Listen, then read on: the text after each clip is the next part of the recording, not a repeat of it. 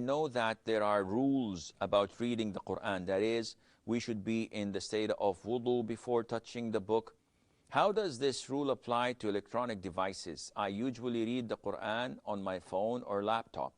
Also, should we be in wudu if we only recite from memory, not touching or reading? I'll begin with your second question.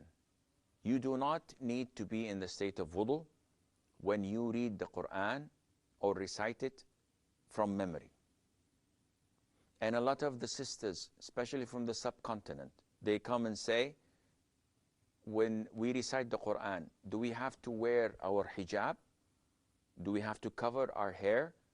When we hear the adhan, is it must that we wear the hijab? And all of this is baseless.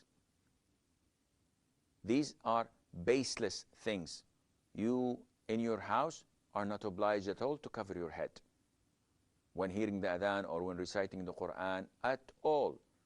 So this is baseless. One would say, oh, it's best that I do it. No, it's not. Because now you're innovating. Now you're bringing something to the deen that is not part of it. As for reciting the Quran and touching the PDAs or the mobile phones or the laptops to read the Quran from it, you do not require wudu for that. Why? Because these characters, these letters, these words, they are digital. So once you turn them off, they're gone.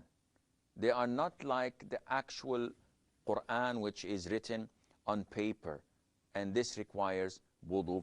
And this is what the scholars say. Of course, if you perform wudu, would I be rewarded? Definitely.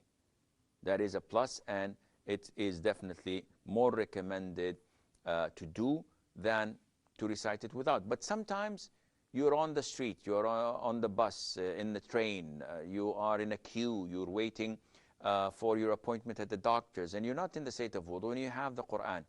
So instead of reading a magazine or chit-chatting or watching the TV in the waiting room, you do something useful and you recite the Quran from your electronic device without the need of making wudu, and Allah Azza wa Jal knows best.